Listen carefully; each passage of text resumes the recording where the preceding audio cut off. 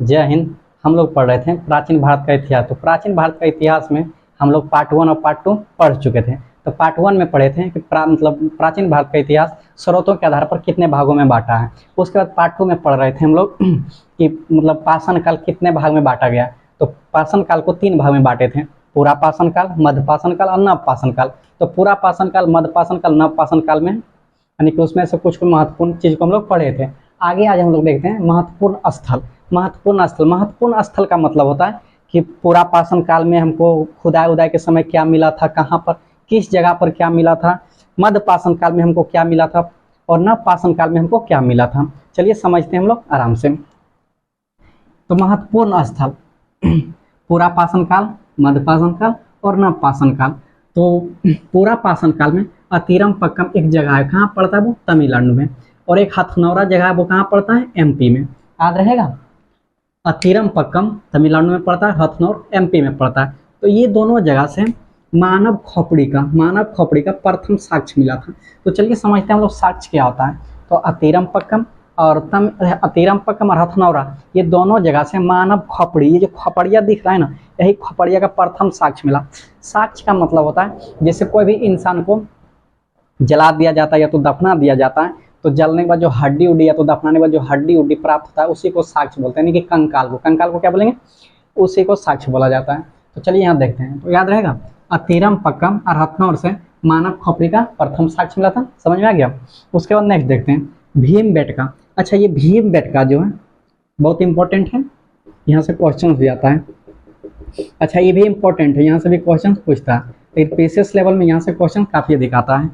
तो नर्मदा घाटी से चित्रकारी का प्राचीनतम साक्ष्य मिला था। अच्छा, चित्रकारी क्या था? तो पूरा पाषाण काल में, पाषाण काल में हम लोग पढ़ रहे थे कि जो भी आदि मानव रहते थे वो क्या थे? पढ़े लिखे तो थे ही नहीं, एकदम पूर्ण रूप में वो क्या थे? बुड़बक थे। वो खाली खाना खाते थे ना, आराम से जिंदगी को बिताते, उतना टेंशन उसन था नहीं। कोई भी जंगल जाते थे, जंगल में शिकारी करते करते अगर वहां पर जानवर खत्म हो जाता था दूसरे जगह जाते थे, वहां पर भी क्या करते थे? शिकारी उकारी करते थे, यानी कि खाद्य संग्राहक थे। लेकिन मनोरंजन के लिए कुछ ना कुछ तो चाहिए ना। तो मनोरंजन के लिए वो क्या करते थे? चित्र बनाते थे। तो वो चित्र कैसा बनाते थे? चलिए देखते हैं हम लोग चित्र बना के। इस तरह का कोई व्यक्ति का चित्र बना हुआ था और हाथ में कुल्हाड़ी लेके कोई जानवर को या तो किसी को मार रहा था। इसी तरह का चित्र बना हुआ था। कहाँ पर? भीमबेटका में। तो भीमबेटका में जो हम लोग को चित्र मिला। अच्छा, सबसे इंपॉर्टेंट बात यहाँ जो क्वेश्चन आता है, वो चित्र पूरा पाषाण काल और मध्य पाषाण काल और नव पाषाण काल तीनों काल से संबंधित थे। तो यहाँ देखिए, तीनों काल से क्या थे? संबंधित थे। इसमें भीमबेटका में जो मिला था हम लोग को चित्रकारी, एग्जाम में पूछता है कि भीमबेटका से जो भी चित्रकार का प्रमाण मिला था चित्रकारी का, वो कहाँ से संबंधित है? तो ऑप्शन में रहेगा पूरा पाषाण काल, मध्य पाषाण काल, नव पाषाण काल। एक ऑप्शन में रहेगा इनमें से सभी। तो हम लोग टिक क्या लगाएंगे? इनमें से सभी। चलिए इसको मिटा देंगे तो ज्यादा ध्यान इसी पर जाएगा। समझ में आ गया? तो एक बार फिर से रिकॉल कर लेते हैं। यानी कि पूरा पाषाण काल में जो प्रमुख स्थल है अतिरमपक्कम और हथनौरा, ये दोनों जगह से हमको क्या मिला था? मानव खोपड़िया का प्रथम साक्ष्य मिला था। क्या मिला था? खोपड़िया, यानी कि आद कर रहे ना, माइंड आद रखेंगे, माइंड यानी खोपड़िया का प्रथम साक्ष्य कहाँ मिला था? अतिरमपक्कम और तमिलनाडु से। याद रहेगा, अतिरमपक्कम तमिलनाडु से क्या मिला था?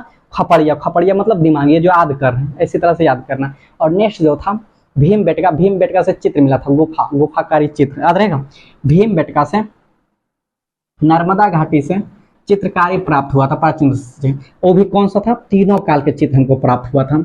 अच्छा, मिर्जापुर पड़ता है, ये भी यूपी में पड़ता है। तीनों कालों का औजार, तीनों कालों का क्या मिला था? औजार। अच्छा, प्राचीन काल जो था यानी कि पूरा पाषाण काल, पूरा पाषाण काल में तो बड़े पत्थर का औजार का उपयोग करते थे। मध्य पाषाण काल में यानी कि माइक्रोलिथ छोटे पत्थर का उपयोग करते थे। और नव पाषाण काल में बड़े पत्थर छोटे पत्थर, जिस तरह मतलब स्लेट का उपयोग करते थे। तो जिस तरह मतलब समय के टाइम पीरियड आगे बढ़ते गया, उसी तरह मानव को क्या हो? बुद्धि होते गया। और जैसे जैसे मतलब उनकी मानसिक क्षमता नहीं आगे बढ़ते गया, वैसा वैसा चीज को वो क्या उपयोग में लाना स्टार्ट कर दिया। तो चलिए हम लोग यहाँ देखते हैं। तो तीनों काल का औजार कहाँ मिला था? मिर्जापुर में। याद है, मिर्जापुर में तीनों काल के औजार मिले थे। चलिए हम लोग देखते हैं मध्यकाल। अच्छा, ये जो मध्य पाषाण काल है, मध्य पाषाण काल में एक जगह आता है चौपानी मांडो, चौपानी मांडो कहाँ पड़ता है? यूपी। यूपी से मिर्दभांड, मिर्दभांड के प्राचीन साक्ष्य मिले थे। अच्छा ये मिर्दभांड क्या होता है इसको समझेंगे। अच्छा हम लोग इतिहास को पढ़ेंगे ना, हर एक एक वर्ड को समझ के पढ़ना, ताकि कोई भी वर्ड अगर वर्ड समझ में नहीं आएगा तो फिर क्वेश्चन याद नहीं होगा। तो मिर्दभांड का मतलब होता है जैसे अभी हम लोग क्या करते हैं, एल्युमिनियम लोहा या तो कस्सा का क्या करते हैं, हाड़ी थारी औजार तौजार जो भी होता है बनाते हैं, स्टील का पलंग तलंग। उस समय मध्य पाषाण काल में मिर्दभांड, मिर्दभांड का मतलब होता है मट्टी, मट्टी का हाड़ी बनाना, मट्टी का ही मतलब हाड़ी बनाना, मट्टी का औजार बनाना, मट्टी का ही हर एक चीज मतलब हल जो भी होता था, जितना भी वस्तु आता था सब मट्टी का बना हुआ था। तो मट्टी का बना हुआ वस्तु को हम लोग क्या बोलेंगे? मिर्दभांड। समझ आ गया? घड़ा उड़ा अभी भी मिलता है, पानी पीने वाला घड़ा, जिस पानी पीने वाला घड़ा में अगर पानी रख देंगे पियेंगे तो क्या बहुत स्वाद आता है, स्वादिष्ट पानी रहता है। लेकिन अभी का क्या हुआ, अपडेट हो गया, अभी के दिन में सब फ्रिज उरी रखने लगा। तो मध्य पाषाण काल में मिर्दभांड, मिर्दभांड का मतलब होता है मट्टी का बना हुआ बर्तन। कहाँ मिला था? चौपानी मांडो, बहुत इंपॉर्टेंट है। चौपानी मांडो यूपी में पड़ता है मिर्दभांड, यानी कि मट्टी का बना हुआ बर्तन मिला था। अच्छा सराय नहराय एक जगह का नाम है यूपी, यहाँ भी बहुत प्राचीनतम साक्ष्य मिला था जो कि आगे देखेंगे। अच्छा बागौर, इसको इंपॉर्टेंट कर देंगे। बागौर एक आदमगढ़, दो जगह याद रखेंगे, बागौर और आदमगढ़ से पशुपालन के साक्ष्य मिले थे। अच्छा पशुपालन का मतलब क्या था, तो हम लोग पहले ही पढ़ चुके थे। सबसे प्रथम पशुपालन क्या था? कुत्ता था। जो पशु को पाला गया वो कौन सा था? कुत्ता। अच्छा सबसे पहले पशु कुत्ता को पाला गया, इसलिए पाला गया था क्योंकि कुत्ता एक ऐसा जानवर है जो मानव के वातावरण में बहुत जल्दी ढल जाते हैं। क्या करते हैं? बहुत जल्दी ढल जाते हैं। उसके बाद हम लोग पढ़ेंगे नव पाषाण काल। अच्छा नव पाषाण काल में बुर्ज़होम बहुत इंपॉर्टेंट है, कहाँ पड़ता है? कश्मीर में, याद रहेगा। बुर्ज़होम कहाँ पड़ता है? कश्मीर। कश्मीर से गर्तावास, देखिए क्वेश्चन क्या रहा है, गर्तावास। अब समझेंगे हम लोग ये गर्तावास आखिर होता क्या है। जब तक हम लोग वर्ड को नहीं समझ पाएंगे ना तब तक हम लोग को इतिहास क्या होगा समझ में नहीं आएगा। इतिहास का मतलब होता है समझना, रटना नहीं। अगर रटते रहेंगे तो आज रटेंगे, पाएंगे के बाद क्या होगा, भूल जाएंगे। इसलिए इतिहास के हर एक एक वर्ड को हम लोग क्या करेंगे, समझेंगे। तो गर्तावास, बुर्ज़होम कहाँ पड़ता है? कश्मीर। कश्मीर से गर्तावास। और दूसरा पॉइंट है कब्र में मालिक के साथ कुत्ते का भी प्रमाण मिला था। अच्छा ये गर्तावास एक्चुअली में जो कश्मीर था, कश्मीर एक ठंडा वाला इलाका है, वहाँ पे हवाएं भी बहती है, वो क्या होता है, ठंडा होता है। जब आदि मानव लोग धीरे धीरे भटकते भटकते कश्मीर चले गए थे, और कश्मीर में जाने के बाद वहाँ शिकारी उकारी करने लगे। शिकारी उकारी करते करते देखें, उन्होंने देखा कि जानवर जो थे वो ठंडा के मौसम में वो क्या करते थे, मट्टी के अंदर में रहना शुरू कर दिए। तो आदि मानव लोग को लगा कि नहीं मतलब मट्टी के अंदर हम लोग भी जाके रहेंगे तो ठंडा क्या होगा, कम लगेगा। ठंडा से बचने के लिए वो भी क्या करने लगे, मट्टी का छोटा छोटा सा मतलब छोटा छोटा सा कमरा टाइप का बना के रहना स्टार्ट कर दिया। तो मट्टी के अंदर मिले घर को ही हम लोग क्या बोलेंगे, गर्तावास, यानी कि गड्ढा। मट्टी के अंदर बहुत बड़ा बड़ा गड्ढा यानी कि रहने की जगह को ही गर्तावास कहते हैं। तो समझ में आ गया। तो गर्तावास कहाँ है, बुर्ज़होम कहाँ पड़ता है, कश्मीर में। अच्छा कब्र में मालिक के साथ कुत्ते का प्रमाण, ये बहुत इंपॉर्टेंट है।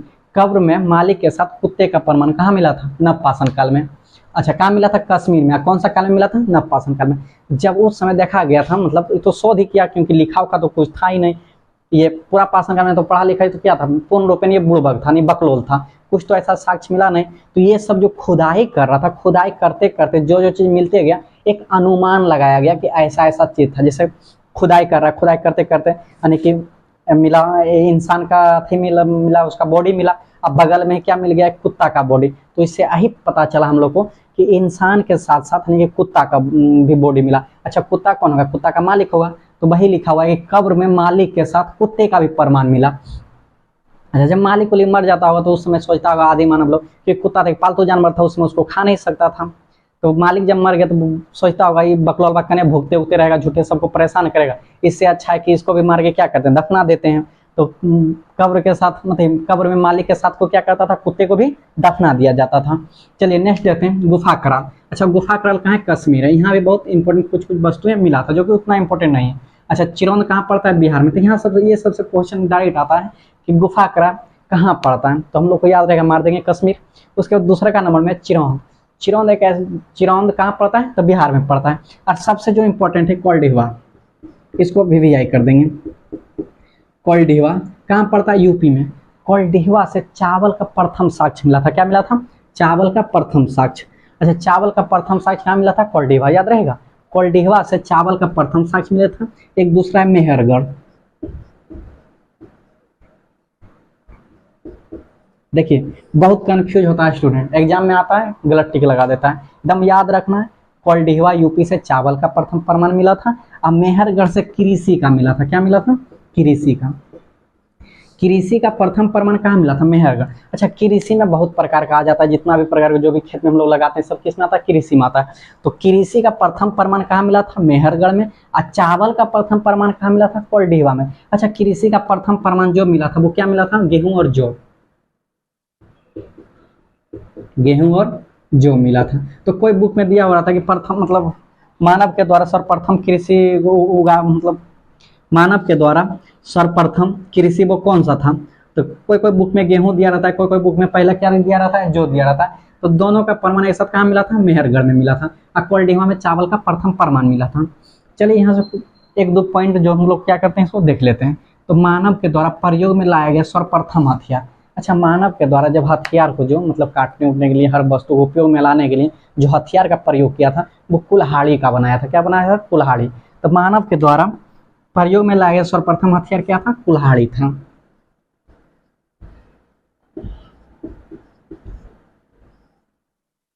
मानव के द्वारा प्रयोग में लाया गया प्रथम हथियार क्या था? कुल्हाड़ी था। अब मानव के द्वारा प्रयोग में लाया गया पहला धातु तांबा था। क्या था? तांबा। जब मानव के द्वारा उपयोग में लाया गया पहला धातु क्या था? तांबा था। यानी कि जिस काल में तांबा का खोजो उसको ताम्र काल कहेंगे, और जिस काल में लोहा का खोजो उसको लोह काल कहेंगे, और जिस काल में कस का खोज निकासा का खोजो उसको क्या बोलेंगे? कस युग बोलेंगे। याद रहेगा? चलिए, तांबा का। अच्छा, मानव के द्वारा सर्वप्रथम पालतू, अच्छा पालतू जानवर तो अभी हम लोग क्या मतलब पूरा याद हो गया। कौन सा था? कुत्ता था। याद रहेगा? नेक्स्ट वाले इसके नेक्स्ट वाली क्लास में इसका ऑब्जेक्टिव का जो है ऑब्जेक्टिव मतलब अथी जो भी वीडियो था उसको अपलोड कर दिया गया है, उसको देख लीजिए, एक भी डाउट नहीं रहेगा। पहले थ्योरी वाला क्लास को देखेंगे और थ्योरी वाला क्लास जैसे ही खत्म हो जाएगा तो फिर हम लोग क्या करेंगे? ऑब्जेक्टिव वाला देखेंगे, ताकि हम लोग को एक भी क्वेश्चन डाउट ना हो और अच्छी तरीके से हम लोग को क्या हो जाए? याद हो जाए।